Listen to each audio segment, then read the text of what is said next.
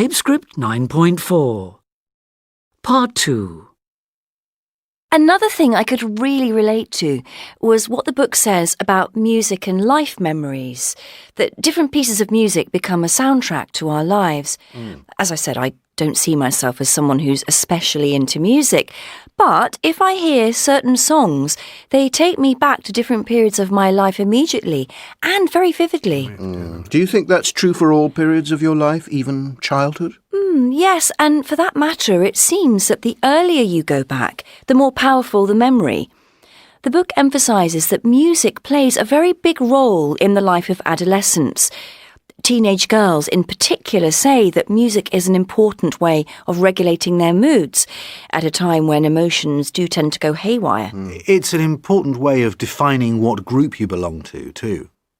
Yes, that's interesting because it's an important way of defining your individuality as a teenager, to say, I'm into heavy metal or soul or rap music. But at the same time, it gives you an important sense of belonging to a group, which adolescents crave. It becomes quite tribal, and most teenagers can't bear the wrong type of music.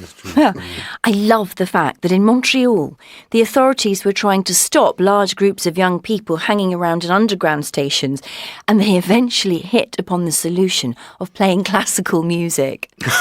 Oh, brilliant. You can also really see the power of musical memory with people suffering from dementia. I checked out some videos about this on YouTube, and it really is incredible. There's this one guy in a nursing home who's completely lifeless, barely speaks to anyone, and he can hardly remember anything about his past life. And yet, if the nurses play some music from his past, he suddenly comes to life.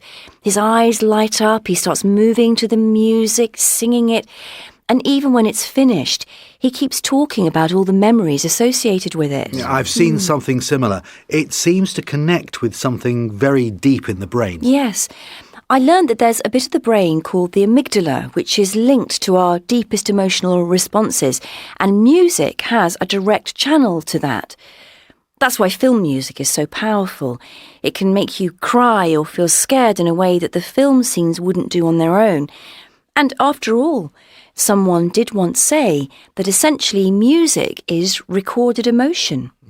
So has it changed your attitude to music, Rosie, reading this book? Yes, I guess it has. It's made me realise it's never too late to learn to play a musical instrument.